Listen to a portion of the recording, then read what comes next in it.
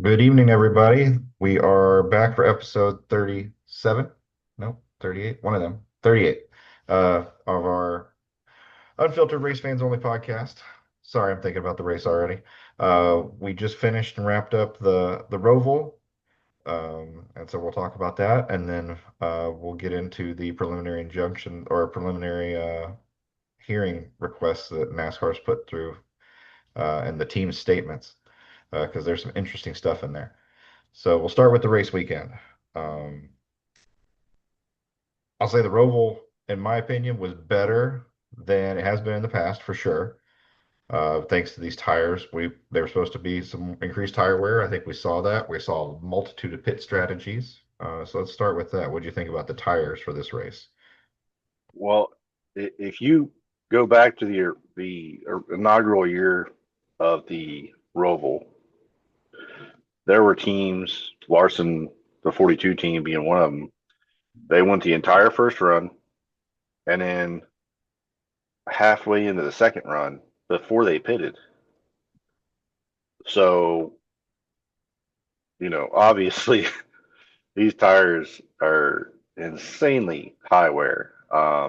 It did change your the entire aspect of the race. I don't think anybody was looking at tire wear like this. I never thought we'd have tire wear like this on a road course with this car.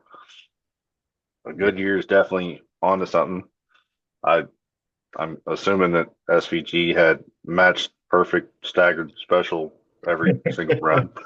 Um, but He proved he's still Superman on the road courses. But so as far as the tires go, I mean, it definitely made for some intense strategies. It made that final stage kind of intense. I mean, the moment Bell pits with what was that, 12 to go, you're Mhm. like, hmm.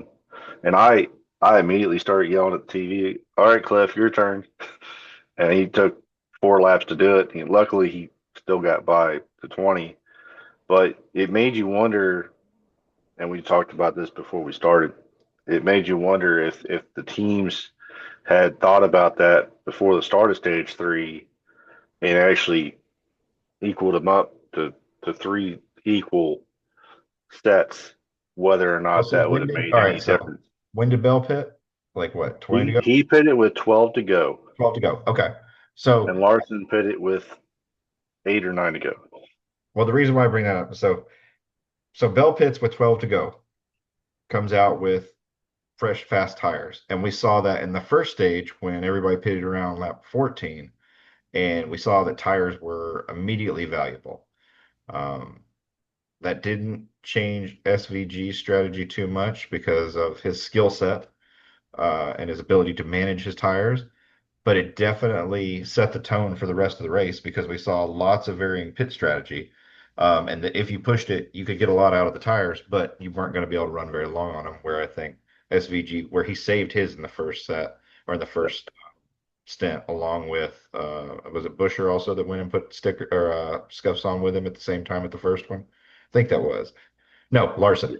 Larson and SVG both started with scuffs Yeah, after they they both discussed. Yeah, that 14 laps into the first stage and we're pitting halfway through told you that it was going to be a good race tire wise. that's that's 30 laps before they pitted in the inaugural race here Right. So on a that's road course. me like That's a long time. just just from a tire perspective, like bravo Goodyear. Like this is what we've needed. If you're not going to give me back a mountain of horsepower to burn the tires off, Which we're getting. which Imagine, we're going to get about another 100 to 125, just depends on how the engine tuners tune it, but next year. But this is what we've needed to make road courses good again, was this soft type of tire where you pick. Do you want to go like SVG's team did with a longer strategy? Logano did something similar for a while. Um, if you were going to try and gain points, or do you want to?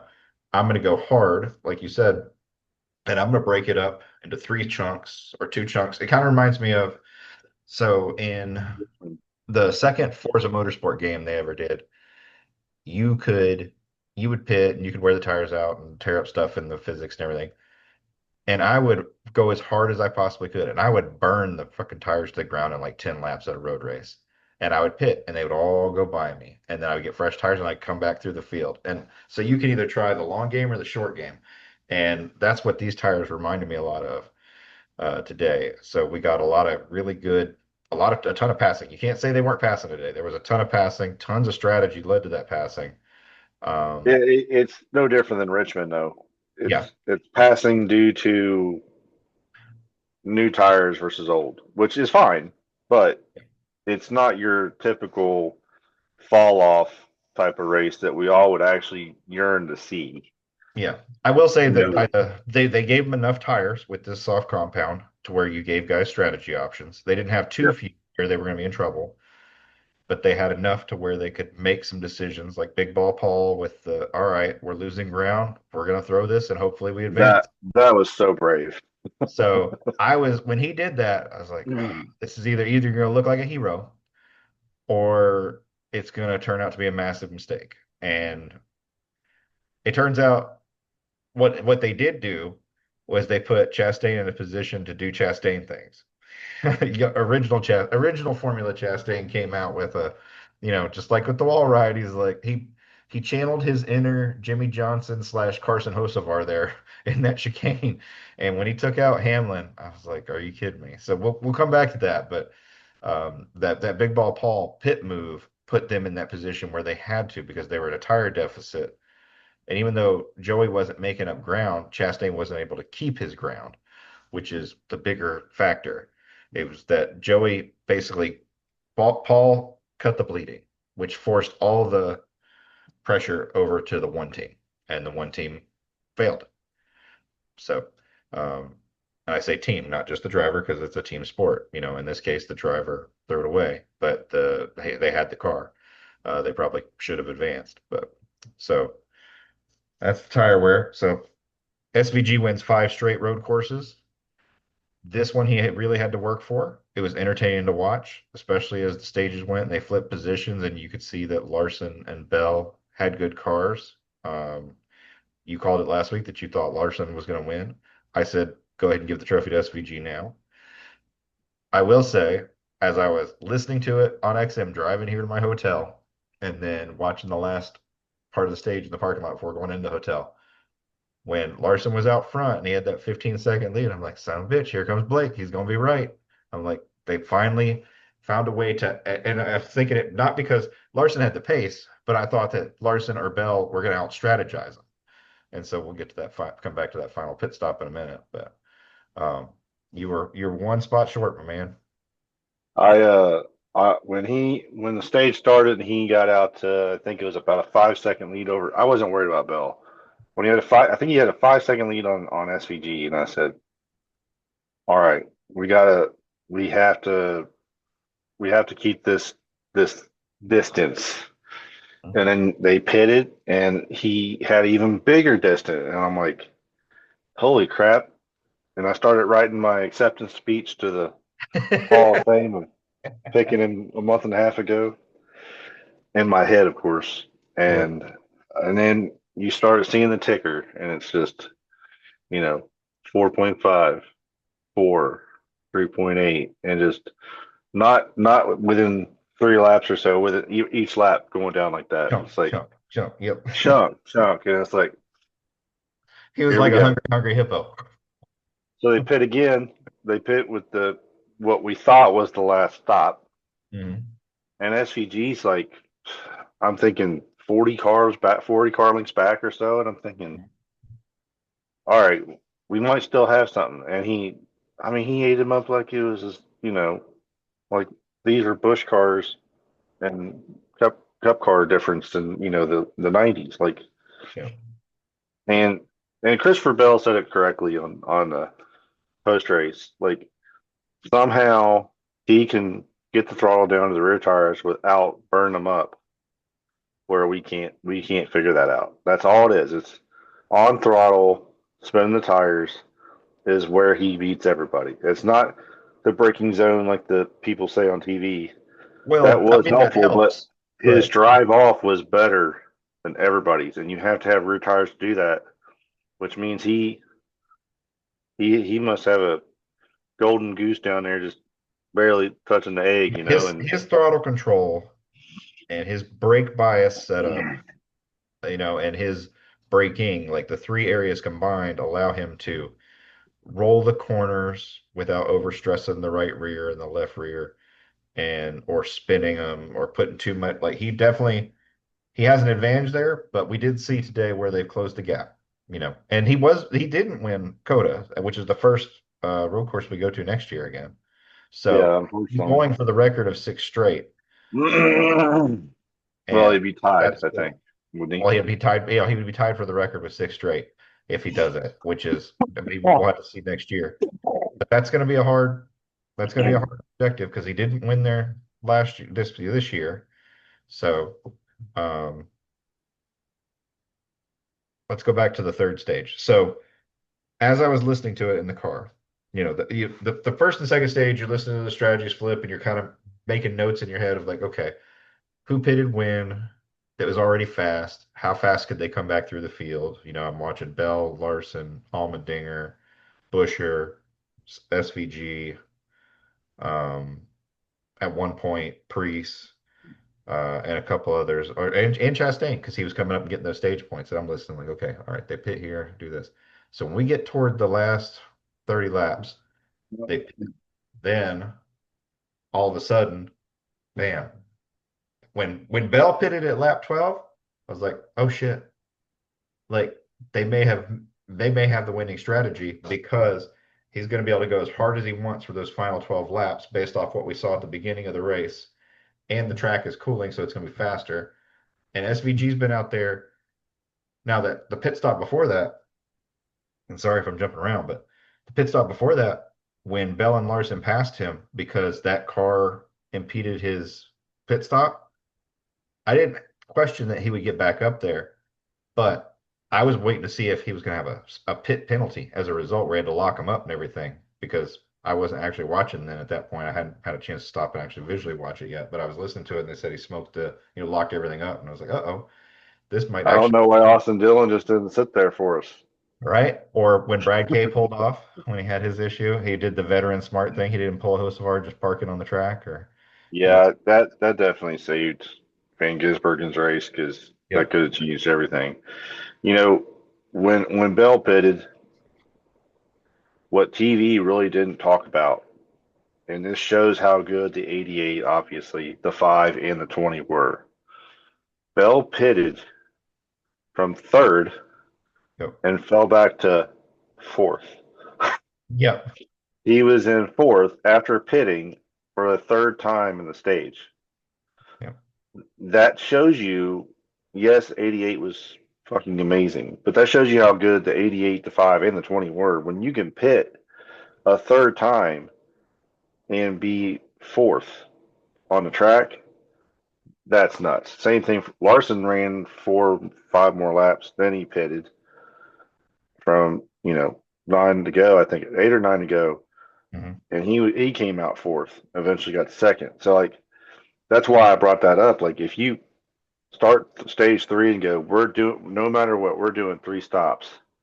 It changes the landscape drastically, and yep, maybe it stops SVG from winning because the moment the 5 and the 20 pit in front of you, you go, oh shit, I have to pit too, and it yeah. changes the landscape of the deal there.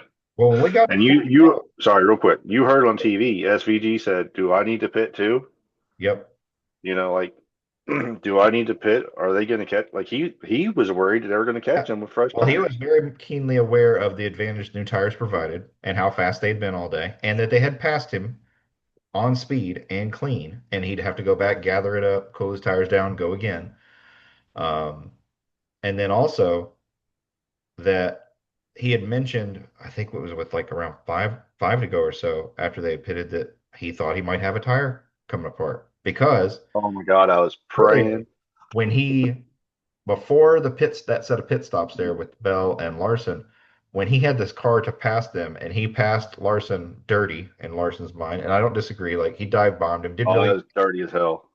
for I'll say that if that was with three to go, it would have been more acceptable in my book. But with as far out as they were, to me, that wasn't an acceptable move by him with his speed advantage on a current playoff driver. Yes, he's locked in, but somebody who's still competing for the championship doesn't mean you let him go, but that could have gone very wrong. You could have taken Larson out. And like, do you really need to do that when you've been able to pass them? So to me, that was not what I would have expected from him based on his ability to pass them to that point and knowing that you had the speed advantage on him. And like literally 2 laps later, after he dropped back, cleaned his tires off, got the run again and passed him clean, Larson let him go because Larson was big picture racing. Like, I need to finish this race. Yes, I'm locked in, but there's still a chance there were still 10 plus laps to go. It was like, I don't need to give up the race right now. Anything could happen. We could have a late restart and a caution. There was still a potential another pit stop, which we ultimately had. So with that part, I'm in agree. I didn't think that, and I thought it was wild how Larson like showed like, look, I will put your ass in the wall if you want to play this way. Well, that's why I'm doing this. Like, I hate that it happened, but I'm glad it happened because that's the fire that all Larson fans have been waiting to see Yes. back again. Like Yep. he's been so mellow, if you will, the last year and a half, really, when it comes to battling for position, and that showed the fire possibly being back because he didn't take it. He said, "All right, you're going to do that. Watch this." And he got back to him and moved him out of the way, not once, but twice Yep. to He get ran him up into the the spot marbles, back. made him think about it. Yep. So, yeah, like I was very happy to see that. I knew it wouldn't hold off, but I was happy to see him do that. And I guess it gave me about a 10-second thought that when SVG got in the marbles, that maybe something messed his tires up or whatever, because that was the only shot that anybody had of beating 88. So with that move, when he did that to SVG to repay him for what SVG did to him with that dive bomb that wasn't necessary because he had the superior car. When Larson did that, I immediately was like, okay, this is the first time because Larson had gotten up there and led on speed, and SVG would chase him down. So when Larson would get back out there, I'm like, I don't know if he's maybe because SVG wasn't making a lot of adjustments either. I was waiting to see if maybe they had lost, the feel of the track. But when Larson did that, that was the first time in this entire playoffs. So this was race 6. We got 4 to go. This was the first time I thought that's the guy who won the championship. Now you have to consider him a threat because to this point, even though they've accumulated a lot of points over the season and everything, they have not since Indianapolis or the Coke 600 looked like themselves of the cars capable. Today they executed fantastic stops. They had speed. They had and they had a driver behind the wheel that was aggressive. This is the first time I feel like we saw Kyle Larson and Christopher Bell, for that matter, remind everybody why they perennially make the Final Four, why they are people to be worried about. Because up Yeah, until this point, they've been just okay. They've survived the first round. They were kind of surviving the second round up until today. And then today, like you saw, there were different strategies to how we're going to advance. And the moment Larson and Bell both locked in round one slash halfway through round two, it was like, drop the hammer. Let's go. yep. We're secure. We have nothing to lose. We're in. Let's show them what we got. And it produced a hell of a race. And like you said, it showed you how good, to your point, the 88, the 20, and the 5 were, and to some extent Busher, they were that far ahead of the field that, and SVG would have been the same way. If he had pitted, he would have ended up behind them. There wouldn't have been enough laps to make it up because he would have waited so long. But the worst he was going to finish was third Yeah. because they were that far out ahead of the field. Yeah. Um, You know, he, the 20 pitted, and I think like 2 laps later, I was hollering. I said, "What? Just Cliff, pit him, pit him. What do you got to lose? You're going to finish second regardless." And and my girlfriend's like, "What do you mean?" And I said, "Bell came out fourth." I said, "So if he pits now, he's going to come out fourth, and he's going to be able to pass him because he has fresher tires." And so, yeah, but will he catch SVG? I say he's not going to catch him this way. Yep, he's already ahead So, of you out, and on the same tire strategy, he's already ahead of you. So get yourself on a better strategy. The worst that can yeah. happen, you'll finish second to him. And when he came down pit road, I said this would be a perfect time for a caution to come out. Yeah, Right, when Larson right quit after now. Bell, I was like, if they get a caution, this is going to be how SVG loses this race is a Yeah, caution. yeah. It's not going to be because he'd already gathered such a gap that at that point, earlier in the year at the other road courses, when he won by 17 seconds and 15 seconds and whatever, it wasn't just that he won by that much. The other guys didn't even challenge him all day. Today, yeah, he won by a longer, but they tried different strategies and they were gaining ground and they went up there and took the lead from him under green. It wasn't like I gave up the lead and you just inherited it. They took it from him several times. So today was probably the best road course race we've seen of the field versus SVG and his deficit, and I think that will continue to shrink. In the 88, Yeah, and the 88. because, well, I mean, being in the 88, because Busher showed last year that he can beat him straight up. Yeah, yeah, Larson in did a lesser too, but car. Yeah, they're in a lesser car. yeah, It just yeah. makes you But in a college wonder. car. Yeah. It makes you wonder about 2026 a little bit Hmm. in the regards of you have Connor Zillage, the next coming of Jesus, coming up, Yep. and he has beat him straight up on a road course in Xfinity On equal cars. Yep. in equal cars. So is he going to be just as hard to beat, or I mean, is this supercar stuff just that much help, you know, towards this next gen car because he's going to be in the same car. Hmm. Chastain's in the same car, and you saw how crappy he was at the end of the run. He was on the same equal tires as the 88, and nowhere the same. Yeah. I'm I'm predicting that Connor Zilic will win next year at a road course, but I'm not expecting it till the back half of the year because you still have to kind of get the car under you. But I think he's going to close the gap very fast to SVG because Connor has a Trans Am series background as well. He's been doing other IMSA type cars. So, and this car is modeled off a sports car after all. So I do think that Connor should be able to, based off what we've seen, close that gap and at least contend for against SVG and Cup next year when we get to the back half of the schedule in the remaining road courses. I don't see it in the first half because I think SVG's just has such an advantage by having now we'll have a full year of those car with that car in these tracks under his belt. Connor won't have that yet, but I think a couple races in, Connor will have just like it took SVG a couple to dial in the car, a couple races to dial in the car where he needed it. I think it's going to be the same thing with Connor. Yeah, I agree. But Um, I think Connor's going to outpoint him, regardless of what we oh, do, just point easily. for point, because of the oval stuff. Connor is a more well-rounded driver, where SVG is a specialist, and he's gaining ground. Don't get me wrong.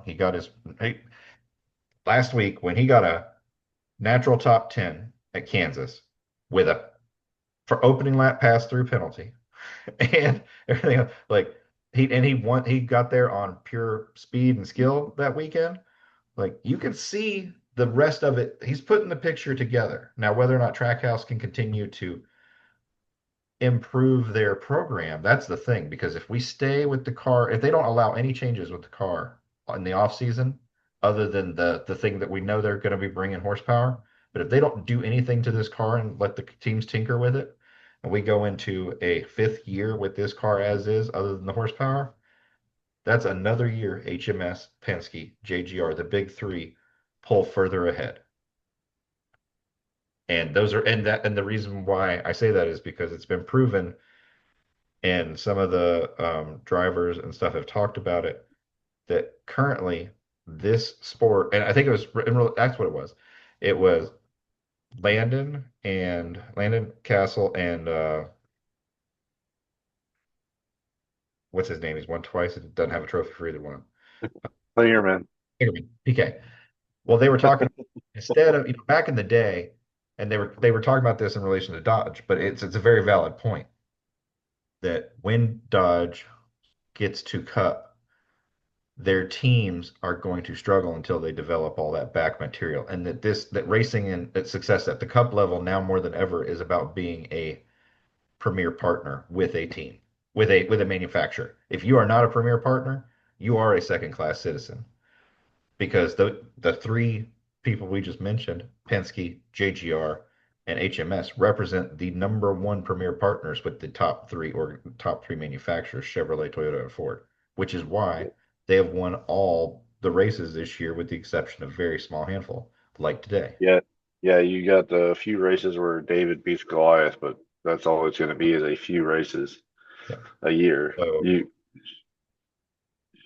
it would be a risk, but if you're a team today that's at the second tier, or more importantly, the third tier, even though it's going to take time to develop, you would be foolish not to be talking to Dodge right now to be the number one team when they come, because you're going to get all the information. They're going to have to build some stuff, some simulation and some other stuff. But at the end of the day, anything new that you're going to get, you're going to inherit all the benefits right out of the gate. And with the playing field being as level as they've made it with the spec car, you do stand a greater chance. Oh, that's the other thing I meant to put in my after notes. We have a new car coming. We'll come to that. So So go ahead. I was going to point out, so back to the race and the playoffs, That's what. the the 22 sneaks by the one through some total miscues by the one, pretty much, and some big balls from Paul, Yep. some huge balls. Like how while being in front, well, he was in front of the one at the time, yeah. Yeah. He was ahead of the one and He they was ahead pitted. of the one, and he goes, "Let's pit," and it's like, what? Are you serious? Like Yep. that is some insane. I mean, I get it that there's engineers saying it adds up. We'll be fine. Yeah, we should net But out okay, or within a couple points. yeah, so you got that, and it goes back. This goes back to last week. Denny Hamlin created this entire scenario last week Yep. because without Hamlin Well, running it Bubba really into the started two wall, weeks ago. First, Hamlin takes out Ty Gibbs at New Hampshire. yep, Could have cost a bell, but yep, so JG, we'll rewind to the beginning of this group, like you said. So we started in New Hampshire. Toyota up to this point has had the fastest cars. They won out the first round, have had, other than New Hampshire, the fastest cars all. Now we've had two races where they haven't had the fastest, but they had speed today. So New Hampshire, we have Toyota on Toyota violence. We fast forward to Kansas, we get more Toyota on Toyota violence. Um, and and yeah, today we had Chevy on Toyota violence. yeah, and we had Chevy on Toyota violence. But that more so than the first race, but definitely Kansas set the tone for what happened. If we rewind and Denny doesn't, and I've watched that final restart a couple times this last week.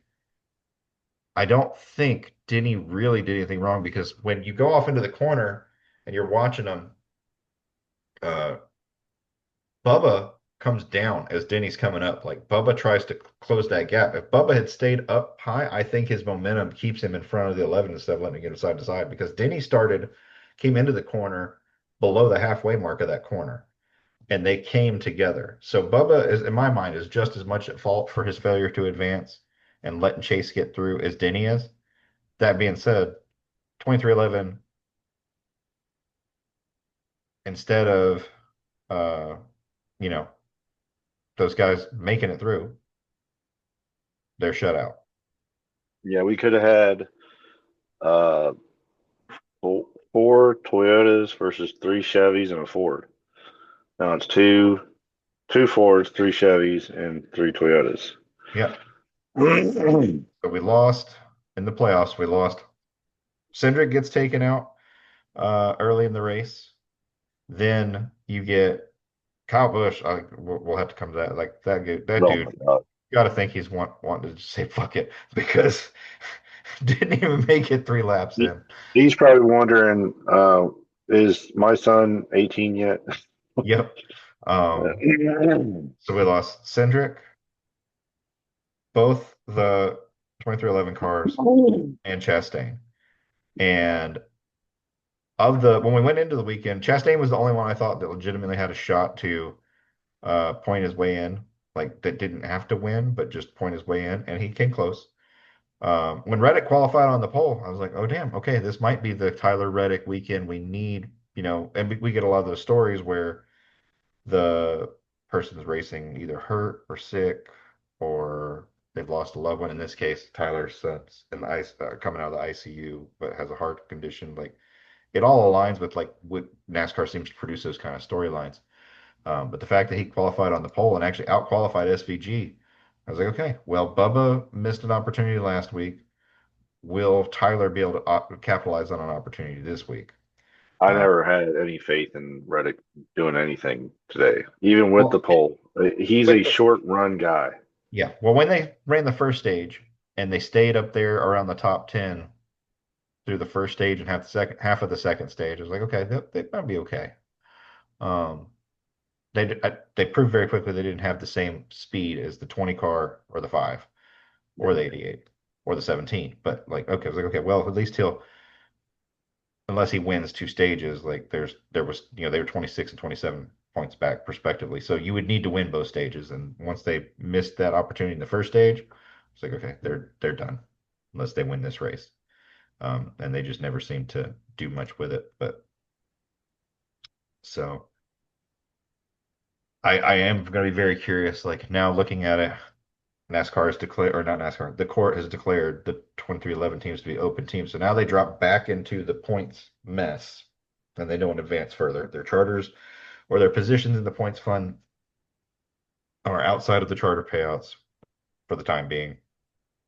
So your monies that you need to operate, you significantly hurt your cause. And Denny advanced no problem today. Um, that would have been a little bit of irony if Ross had taken him out somehow, but there wasn't 40 plus cars to pass him. So, Well, um, he, well, yeah, that's so what I was going to say. So yeah, when I say it started last week, if Denny doesn't, well, we'll say Denny and Bubba, but if they don't collide yep, in turn three last week and Bubba wins that race, there's not really any drama today outside of the win yep. because the point gap to Briscoe and Logano was too great. Mhm. So you would have needed Briscoe to essentially wreck. Well, honestly, I think if even if Bubba didn't advance, I think I mean, it definitely changed a lot of things. Like by them messing up and letting Chase through. If Chase doesn't win last week, Chase doesn't advance either. Instead, Chastain would have advanced How you Be- figure? because Chase was already locked in with that win. If Chase is further back and didn't have the win locked in, he still didn't have that big of a points cushion where I'd Chase, have to go back and look if you at go it, but look I'm at when pretty sure. Chase ran all day in midfield. He never really ran up front at all today. So if he doesn't have the stage points from last week and the win to lock him in, Chase is sitting there on the bubble as well, and maybe he doesn't advance. So it would definitely have been a different, compelling story had Bubba won. That would have put Chase on the cut and Bubba and knocked Joey out. So you would have had Chase, Joey, and Chastain all fighting for these bottom spots, and you'd have had another Toyota team locked in. So definitely, you know, the second race set up for a chaotic third race, but it could have been even more chaotic, truthfully. Give me just 1 second. I wish I There we go. kept track of the points leading up to it, but because going into the race, Chase was only, I think, 19 to the good. Let me go back to my picture. Hold on a second. I got a way to do this here. Yeah. So let's just say he finishes one spot lower. Okay. Yep. Let's say he So finishes third, whatever. he was minus 20 to Mhm. Larson, okay, Yep. after the win. So he would have been minus 21. Chase Briscoe is minus 33. So if he finishes third, he'd been minus 22.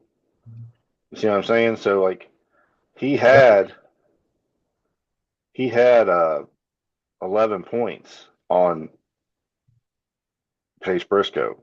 So like I Well, said today, okay, so Chase did smartly get some stage points today, where so he got three, I think it was eight, so that would have been 11 points to his cause.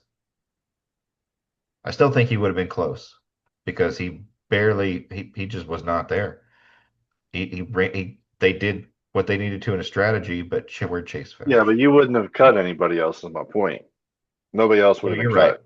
Okay, so he came back to finish eighth. Surprising for them not really talking about him and being, at this road course ace. He just really wasn't part of the It would picture. have been TV would have been, well, if this happens and this happens, but Yeah, like yeah, the eyes were on Chastain and Logano all day, and yeah. man, I thought he had him all day until that last pit stop. This is gonna be crazy. So I don't know if this part is right or not, but it looks like it could be. So, all right, so let's finish this, then we're gonna talk about plows. Okay, so the final move, the final lap, you know, Ross needs to stop the bleeding. Denny passes him clean in the corner. Ross basically flies into the chicane, like I said earlier, channels his inner Jimmy Johnson and Carson Hocevar and, OEM Ross formula, takes out Denny. Separate of whether or not Denny is mad about it or not, he's not. At least post race initially, he understood what Ross stuff was. But do you think Ross will be penalized? Regardless of whether or not he should be, do you think he will be? Because he did go in there fully intending to wreck the one or the 11. And NASCAR made that very clear that we're not going to have that by what happened with Richmond last year and then some other issues this year. So because, they outlawed his Hail Melon. But Ross is always the innovator. He's always the one who's willing to take it as far as you can take it. So I that's don't. do you think he should be penalized? I thought the question was, do I think he will Or be? all right, yeah. So do you think NASCAR will penalize him first off? No, I think he penalized himself enough. Okay. I think that if NASCAR penalizes him, they're kind of taken away from what that moment had. Does that make sense? Like I agree. it, if you penalize him, then nobody will ever go for it again. Nobody will Yeah. ever try to bump somebody out of the way just to get the spot because they need it. Like it's going to be like, oh, remember what happened to Chastain? I ain't doing it. Nope. Yeah. So I'm in agreement with you that I don't think they will, but I do think it leaves a door open now of is that acceptable to win the championship? If that's the position they're both in, and it's not even for the win, but the winner, whoever comes out the other end of that contact will be the one who wins the title. NASCAR will love that. They would love it, but it would put in a very bad stain on the legitimacy of than what's already there. Of That's the last year for the playoff format anyway, so that's fine. okay, all right. I mean that's your opinion. It's okay. So No, I think I'm being awfully hopeful is all I'm doing right now. yeah, but I don't think they will penalize him. So now let's shift to do we think he should be penalized? I think he should be. I completely agree with you that if they penalize him now after the fact, that it does take a lot of the value out of Ross's post-race interview where he said, my teammates deserve better, my team deserves better, my my competitors deserve better because you rewind it back. Okay, so the one team started racing behind where it was ahead, and they started racing behind the moment that he blew the exit of that pit stop. And after that, even when he did that, though, he still managed to race his way back up there and get stage points. So they had done enough to still be ahead. But that's when the really the mistake started. You had the pit issues, and I do think once Joey pitted, that Ross should have pitted with him. That's the only thing. Like instead of because Ross had a faster car all day. I think that's really the moment that Ross and them lost it was you're trying to stop the bleeding, and instead you could have gone and increased the bleeding. The 22 pitted to stop the bleeding so that they could hopefully make up some speed and force the one's hand. And the one didn't take the bait. But I think if the one, based off of their performance earlier, when they had the pit road mistake and they dropped all the way back and drove back up into the top 10 and got stage points, I think if they had pitted, Ross advances no issue whatsoever. Yeah. Because he did have the speed. He didn't have the speed his teammate had, but he had stage point winning speed all day. So they had a car. I think really his crew chief Phil will definitely look back at that and say because it was clear early that the one and the 22 were really the only two on the cut line unless somebody from below won. So kind of like they talk about when you're at a plate race or whatever and you're trying to follow somebody, like if they wreck, you wreck with them. Well, in this case, as long as you stay next to him or faster than him, you're fine. And now you're bleeding an advantage with tire wear. Like really, I think that's the biggest mistake of the race wasn't even the wreck, it was the lack of strategy. Like they fumbled the ball when they were on the goal line.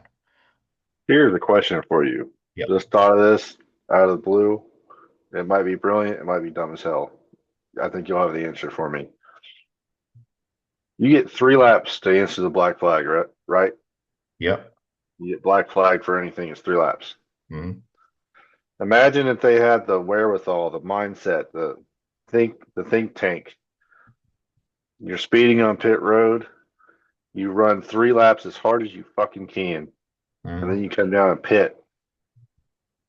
That is your pass through, is it not? No, Can you you can't. use that You as can't. your pass You through? you can't pit during a pass through penalty. Are you sure? Positive. Okay. Defeats the purpose of the penalty.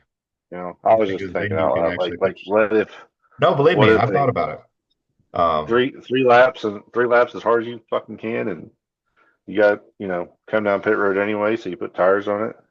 Yeah, We got to ask Bob Pockers yeah. if that's legal. I'm fairly certain it's not because of the ones I've seen other people, other races where they're like, oh, you can't do this during a pass through. I want to say I've seen it mentioned. Okay.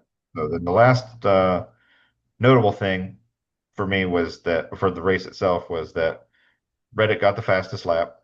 Didn't help him very much in the end, but he was the fastest lap winner this week. So, um,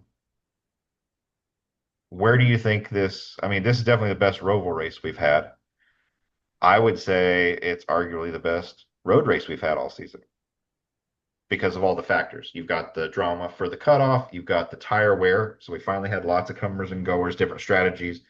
Where my biggest complaint, at least for me, my biggest complaint has been ever since we went to stages and stage breaks with these road races and what you said with the very first Roval, the fact that you could run the first stage and half the second stage on one set of tires, like has been no strategy. So now that the tires are soft, we actually got strategy. So the stage breaks didn't completely, negate any top to pit box strategy. We saw lots of options all the way to the finish. So I think this was the best road race of the season, probably the best next gen road race that I can remember. And then if I'm giving it on a scale of 1 to 10 for this weekend, I think for the Gluck race poll, I get that people are going to be sick of SVG winning, so it's probably going to be in the 70s. It should Eight, truly be higher. 87. I think it's going to be an 87 just because of the You Zilla cut. got you got to think of this. He is loved by a lot of fans. Oh yeah. Him winning is kind of like Chase winning in certain ways, but not Okay. as much. I think and with all the things you just said, with the strategies, the fact the 5 and the 20 were not out of it and they were in it, and all the shit that went into it. If it's not an 80 something, I'll Yep. be completely shocked. I'm expecting it to be in the 70 to 75%. I'm voting yes, Oh yeah, I am too. and I hate the Roval. So But like you just said, you're right. As much as we want to get rid of this fucking abomination of a track, it put on the best road race we had all year.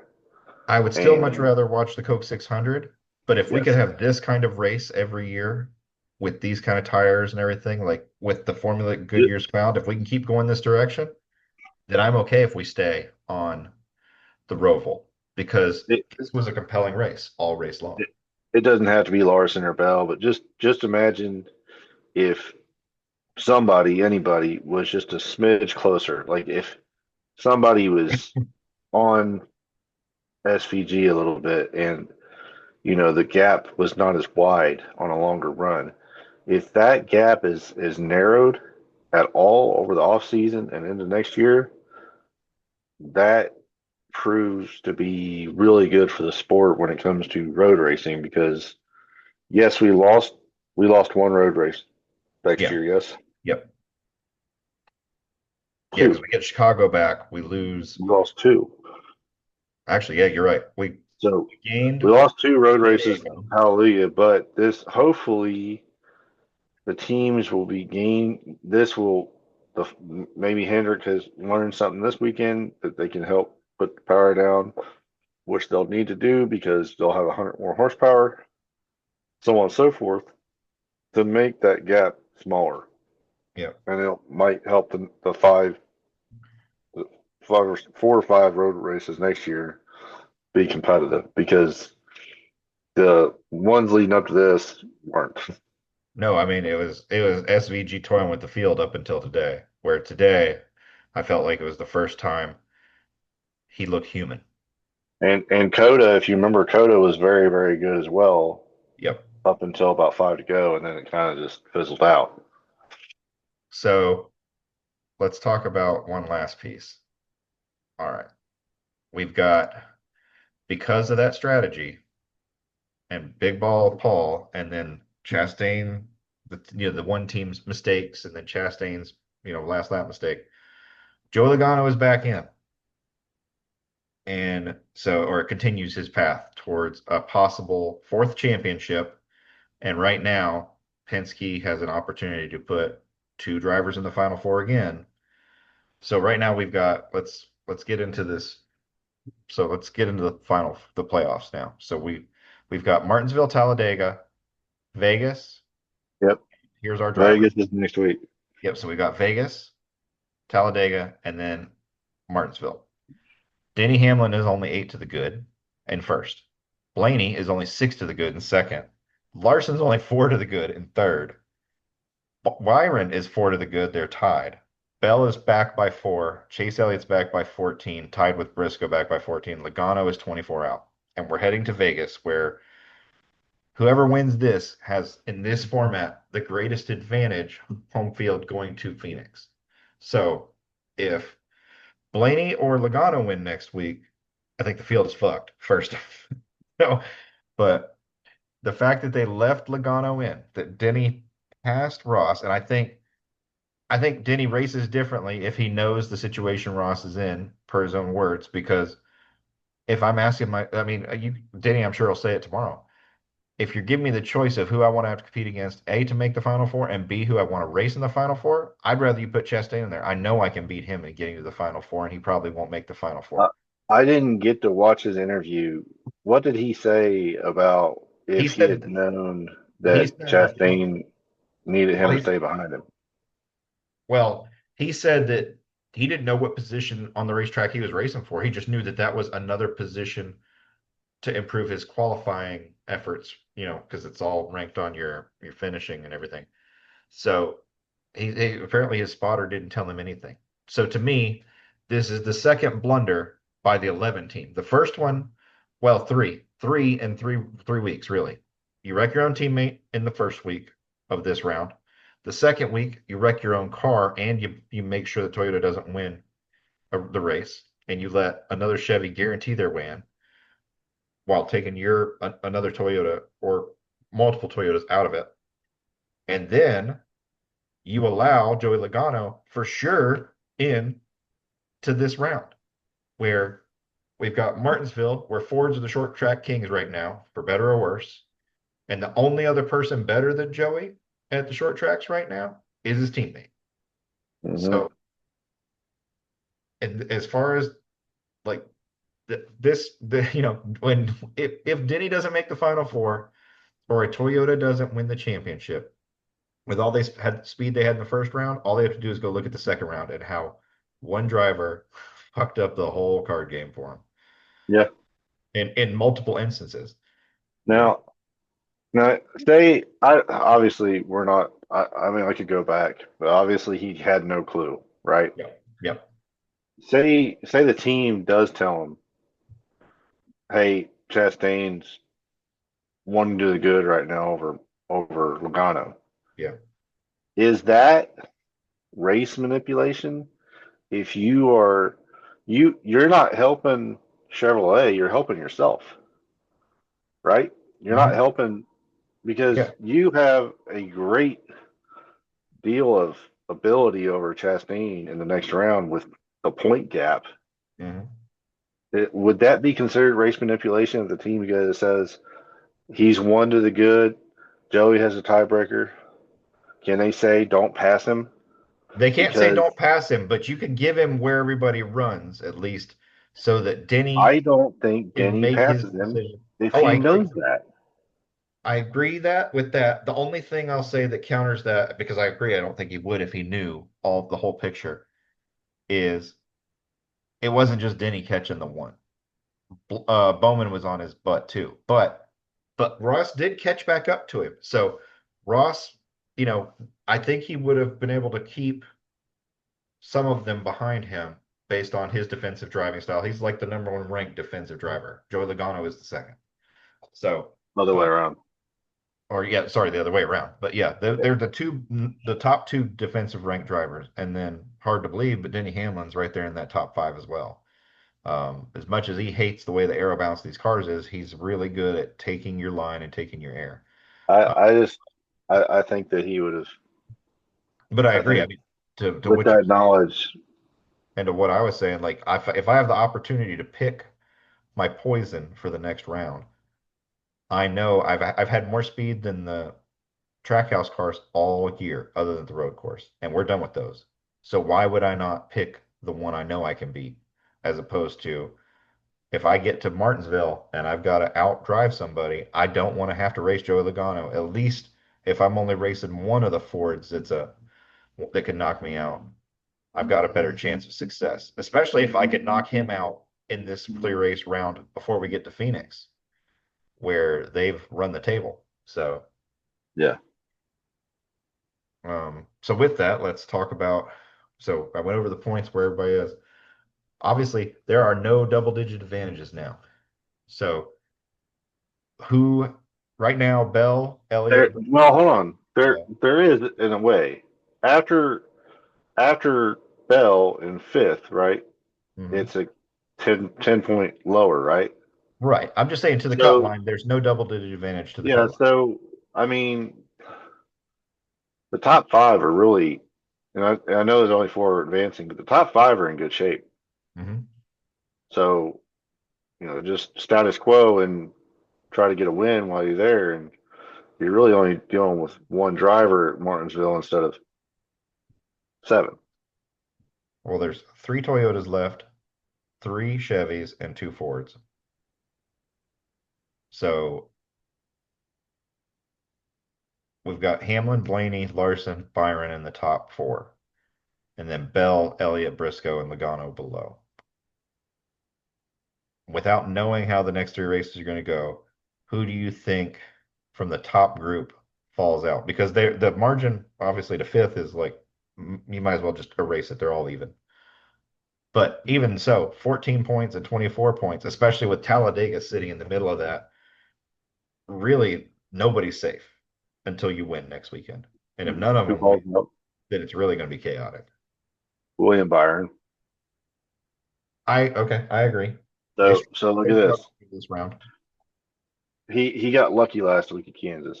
He Hmm. he got he got roped in. He's running 20th all day and had an array of cautions where he essentially got lucky on restarts. Okay, Yeah. Yep. so he went from 23rd and finished eighth, I think it was. Let me look at something real quick. Keep But going. then so you got that. He didn't run all that great at New Hampshire, and he looked like shit today. I mean, I know we don't have any road courses left, but when's the last time you see William Byron not look good at road course? All right. So I just wanted to make sure I was correct. Okay. So Byron scored 2 stage points in this race and only two. Mhm. And had we not had those cautions at Kansas to get him back into the game, where he went from 20 points to the good back to 40 points to the good, Byron could have gotten knocked out today because Yep. he only gained 2 stage points and he finished 11th. So Yeah, it could have been tight. it could have been very tight between him and yeah, yeah. Logano. And then maybe Ross doesn't do what Ross did. Yep. So there's definitely a number of factors that could have made this crazy. So Tech is complete. SVG is the winner. Playoff field set. Riley Herbst has been DQ'd for failing post-rate weights. hmm. Doesn't change anything in playoffs. Nope. And as bad as they've been running, why do you need to cheat? So let's I wonder if so the weight fell out when he hit the wall earlier in the race. could be same kind of thing that happened to Bowman last year. Yep. So I agree with you. I think Byron of the top four, I think Byron is the one most likely to fall out just based off performance. Um, Larson has had the speed throughout handily. Blaney's had the speed throughout. Byron, you know, ran mid pack today, ran back 20s the week before. They were comfortable at New Hampshire. If not, then, and if that hadn't happened, the, if HMS hadn't found the speed they found for short tracks, then Byron doesn't advance. Yep. Larson still advances no problem because he ran well today, ran last week, good last week at Kansas, um, ran well enough across the board to advance. Byron lucked out in this round, for sure. But it also says that they better get something figured out. Um, so I'm in agreement. But who comes up? Do you think it's Bell or do you think it's one of the other three? Well, You think it's Bell that's going to take a spot? the Okay. the only thing that'll change that is Briscoe possibly getting a win next week, which I don't think is going to happen. Yeah. I think next week is between Denny and Larson, possibly Okay. Bell, possibly like I said, Briscoe. Briscoe's been damn bad fast most everywhere now. You He'll don't probably think get the Blaney lead. will run well at Well, Vegas? I think he'll finish top 10. I don't think he'll have a chance at a win. Okay. The Larson and Hamlin have my own house just on lock right now. Just don't see those Well, three Toyotas and Larson yeah. are the crop right now, and Las Vegas is Larson's playground. Is the only like if it was like he didn't have that greatest of speeds at Kansas, but he never fell outside the top seven. So I mean, he's not going to really lose points to what I can guess. Yeah. But and he's been good at Dega lately, knock on wood. But you know, as far as Las Vegas, I think it's between three drivers, possibly four, and I don't think the 12's one of them. So I see Vegas. I mean, it's hard to predict how Vegas is going to I go. mean, Larson's got Zach Brown with him, so I mean that's got to help, right? So, so the reason why I think Vegas, besides the advantage it's going to give, and so I think everybody's going to bring their A game there. Nobody wants to have to go the next week and be back a lot of points into Dega. But when I think about Vegas, okay, so let's rewind back to the spring and also to Kansas. So we just left a track similar to Vegas. It's going to be hot, it's going to be slick, and the Toyotas were stupid fast.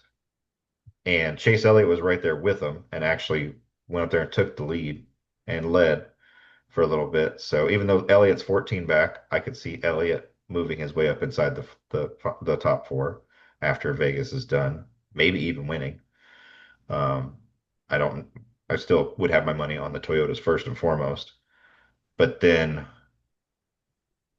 the next one for me, Blaney had speed at Kansas, and I'm not willing to count Joey Logano out because Big Ball Paul. Like they figure out a different way to win when it's necessary. So even though Joey is 24 points back, I could easily see them leaving, not with the win, but only single digit points back after Vegas. And I agree. I Houston, still think it's between Larson versus the three Toyotas for the win. Houston trash them on halves. I agree. But I think the strategy factor, knowing that right after it, you've got Dega, where the Fords have crowd control on lockdown, and Yeah. then Martinsville, where the Fords also have the corner speed radius on under control. I think Blaney's going to win Martinsville again, no question, and Joey's going to be right there with him. So anybody else's opportunities are at Dega and Vegas. Okay. Hey, your camera's out of focus. I know it don't mean much, but you're like blurred Wonder really why it badly. happened. Don't know why. I didn't even touch it. No. Interesting.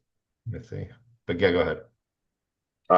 Just I think the final four will be There we go. the I don't think a playoff driver will win Talladega, and so we'll have two cars and on points. I think the final four will be Hamlin, Bell, Ryan, and Larson. Okay. Originally, I said HMS was going to, at the very beginning, I foolishly said HMS was going to get shut out. I think that's And wrong I now. laughed at you. So Yep, you remember laughed at me. I was clearly wrong.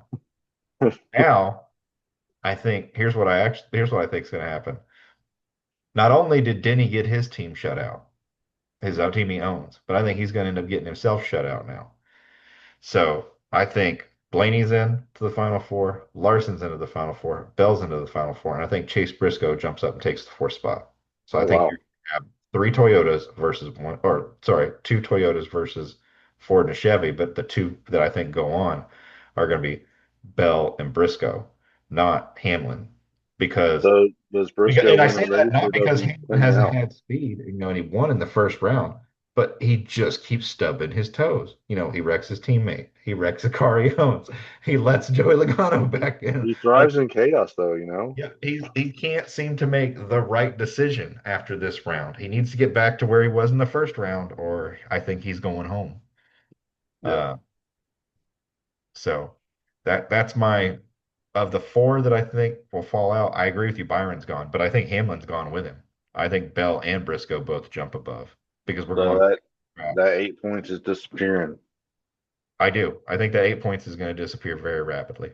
So do you find Briscoe making up the what would be 23 points over Hamlin, or do you see him winning a race to knock Hamlin out? I don't know that I see him winning a race, but I think Chase Briscoe's team's race strategy over the last handful of races has been better than the 11s. Yeah. And then I am factoring in that even though Hamlin is back to his form at Martinsville, he's still got to get there through Dega.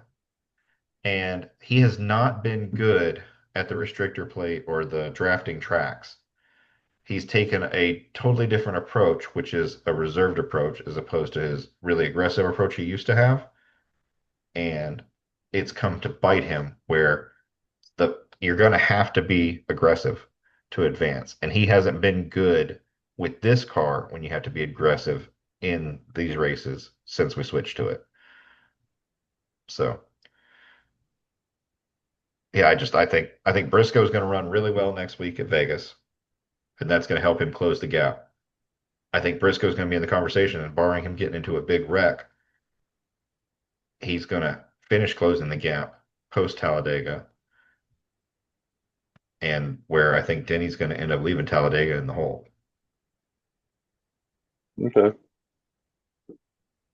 He has So had a lot of bad luck on plate races lately, so he's had a lot of bad luck on the wouldn't plate have races, something. and they've done nothing but stub. He's done nothing but stub his toe in this round. So every opportunity to knock out a competitor he doesn't want to have to race with, he's managed to, give up the advantage to him. They Okay. let Chase Elliott in when the Toyota violence. He caused internal team turmoil when he wrecked his teammate in New Hampshire, and he let Joey Logano back in here because him and his team were not on the same page about knowing the big picture because they were Yeah. already comfortable, so they weren't feeding him information that he should have had. Yeah. So that's why I say I think the even though he's the number one seed, he's only +8 over Bell.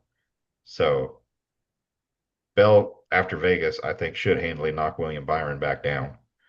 And it leaving Vegas, it's more than likely going to be the 12, the 5, the 20, and probably still the 11, but not by much. I think 24 slides down. Okay. All right, so the next topic on here, if you're good talking about that, um, Yeah, is I got like 12 more minutes and I gotta okay. get going. So well, this should be only take that long. So let's do the short part first. It's been Now it's been out put in the media. Chevrolet has a new car coming for next year. We've been waiting, like we've been expecting it, but there's been no discussion of it actually released to the media. Well, now it's official. All the per NASCAR, all the wind tunnel testing, all the parts, CAD data, everything has been looked at. The car is officially approved. So now we're just waiting for an announcement. We don't know what it's going to be. But Chevrolet has a new car coming for next year. I This is a don't, better kept secret than Dan Camaro. right? So it doesn't look like it's so the problem is like what car is it going to be? They don't have any cars in production currently other than the Corvette. They don't make I, Malibus anymore. I, They don't I make think they've got to be bringing Impala back. Got to be. that's what I'm thinking. Um, the news I shared with the group that I was looking at, like from Motor Trend, so it's not some random speculation. Ford took the Mustang and split it into two platforms. They have the EV version and the Mach E, which is a crossover SUV, and then you have the actual Dark Horse. So Ford's still very heavily committed to the sports car game. Dodge is bringing back the Challenger, so I'm expecting we will see that in Cup in 2 to 3 years. 2027. Yeah, but Chevy is going to drop the Camaro and turn the Camaro sports car, and they're going to turn it into an EV in the same vein as the Mustang Mach E. I don't know what they're thinking there, um, because I mean the prototype looks cool, but Ford showed you could do both. So I don't know why you're going to do both. Why wouldn't you just do both and have a new model Camaro going forward? But especially when, if you look at their SUVs, all of them, all the small ones, the Blazer, the Trailblazer, the Equinox, and the Trax, they all look like a Camaro on the front end already. Mm-hmm. They So I do. you're getting rid of the I Camaro. drive a Trailblazer every day and I never noticed that until you said it. Yeah, if you look at the front end, it's just a Camaro SUV already. So Yeah. I saw it, like my niece has a brand new uh I think it's a Chevy Trax. Yeah, the Trax, which used to be a small SUV and now it's a bigger, like the Pretty good size. size. But it's a nice vehicle, but it looks just like a Camaro in the front. That nose Yeah. is Chevy definitely has an iconic nose now. And I'm sure yours is as surprised as I am. We all thought being at Charlotte this weekend, and there was rumors that Yep. they would unveil it this weekend. And here we are, race is gone, weekend's over, and no Yep. unveiling it. So Yeah. I would what have are we thought, waiting for? yep. It's not like we're going back to Michigan for a while, so I would have thought, yeah, I'm with you Yeah. that you would announce it in NASCAR's backyard and where the Unless they're going to reveal it in Phoenix. yeah. So at least we know it's coming. And it has it said And Chevy we were has a wrong. It's not Cadillac. yep. So we've been wrong. Like that was what I was going to say. It's not Cadillac because it said Chevy has a new car, not GM has a new car. So I assume that means Yeah. um, that it's going to And be Cadillac came out and said they are not going into any other racing. So yeah. So I'm in agreement with you. I think it's going to be the Impala SS. The concept art looks interesting from what I've seen. If they do go that route, but we'll see. So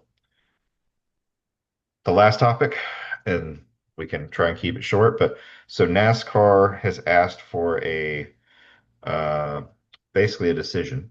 Let me go back to the page here because there's a lot of stuff that goes with this. So NASCAR files for a summary judgment on the antitrust lawsuit.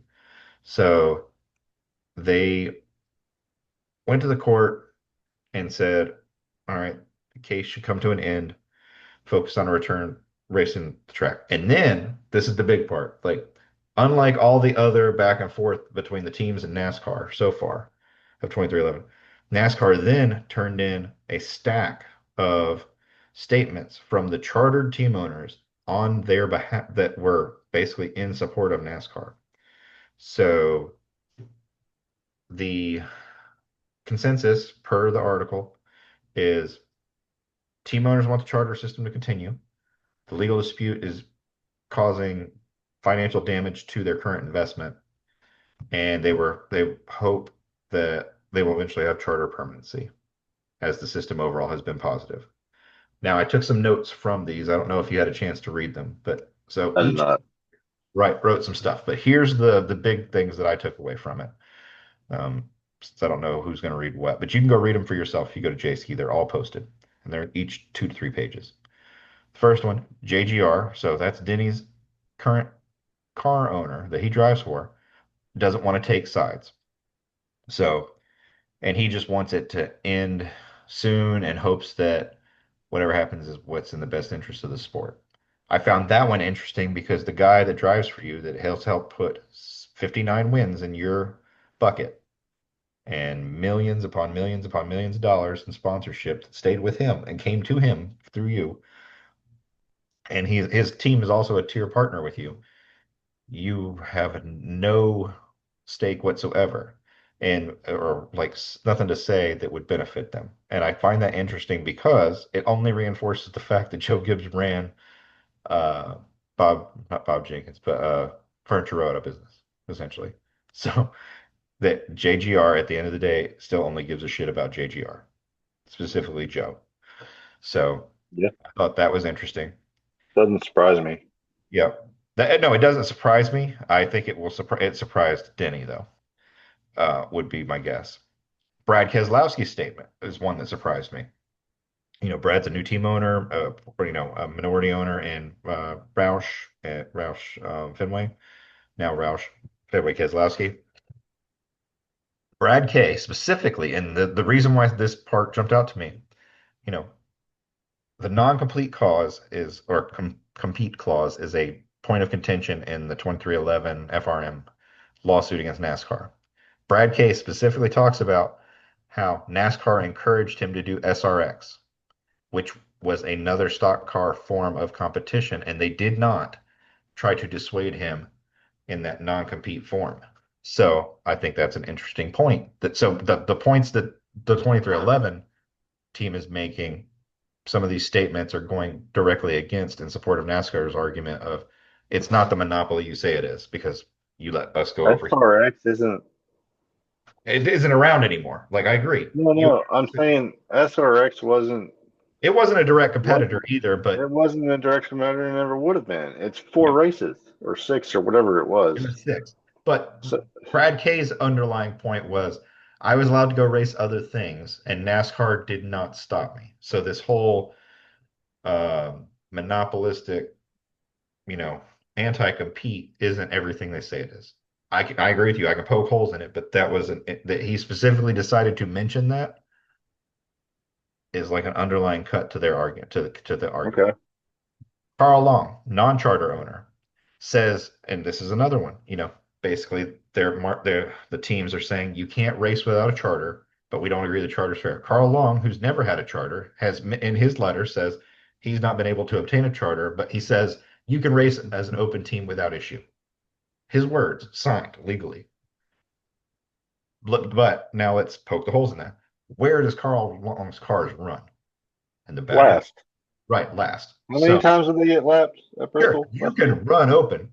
You're going to run open non-competitively. They're leaving out critical pieces.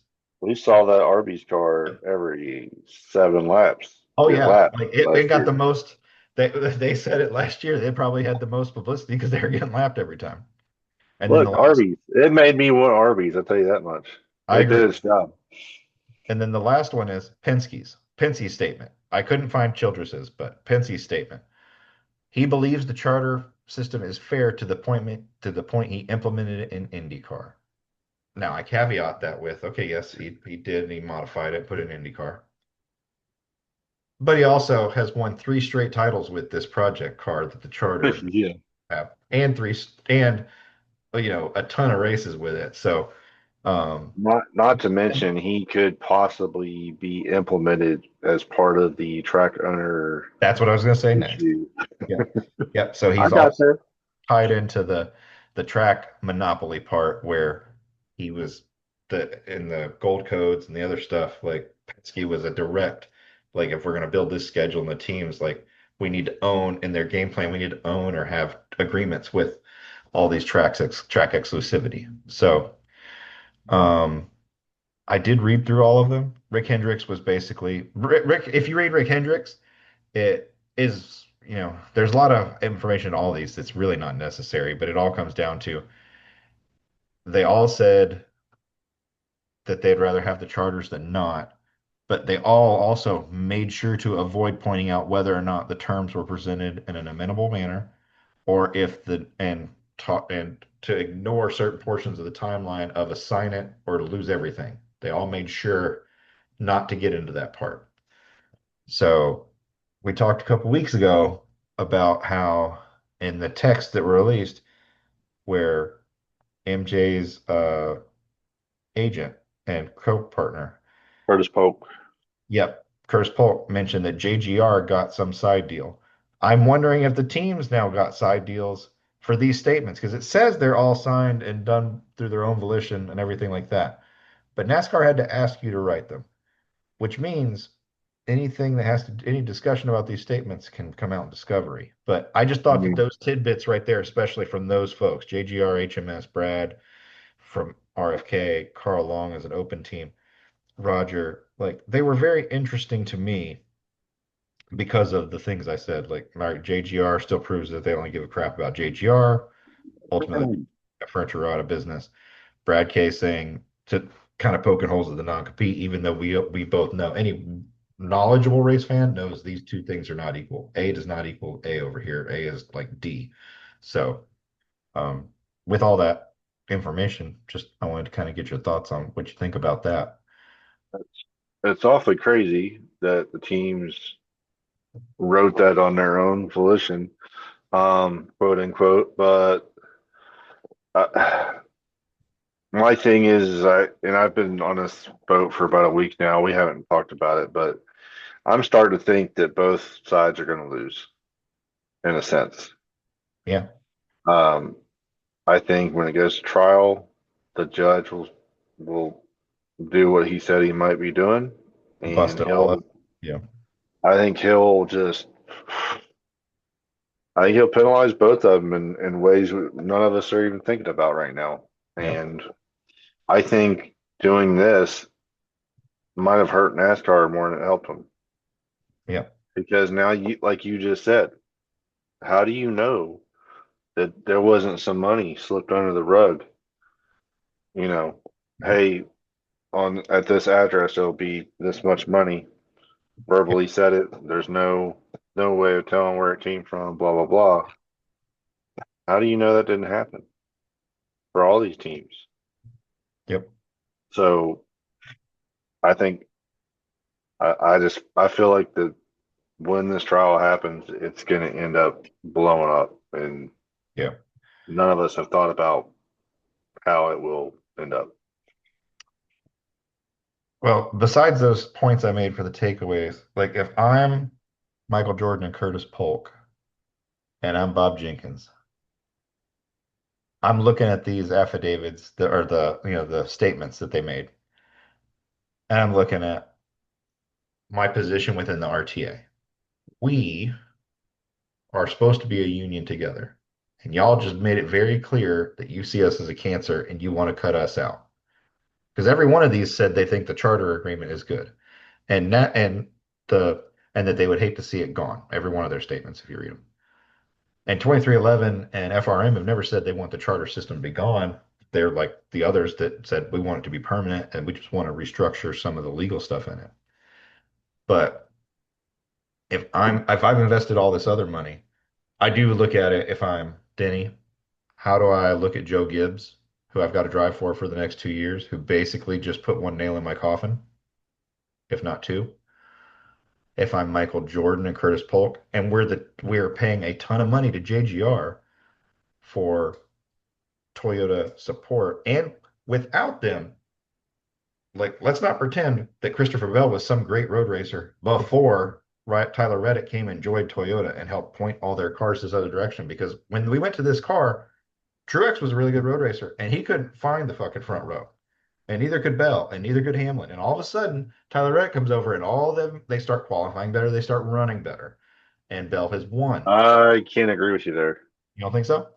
No, Bell's first win was in the old car, and that was at a road course. Okay, you're right. I forgot about that. MTJ won 3 or 4 times before Reddick ever showed up on a road course. Right, but not in the next gen. That's my point. New charter, next gen, without 2311 bringing over Tyler Reddick in the next gen, and that's where Tyler Reddick got all his road course wins. We're in the next gen. Hmm. Without the secret that he brought over to help them improve their program, they don't really move forward. So, and that may be a reach. Maybe I'm reaching. It's possible reach, but you might be on something. I It's just hard to know. when I'm looking back at the whole picture, like I'm your right hand.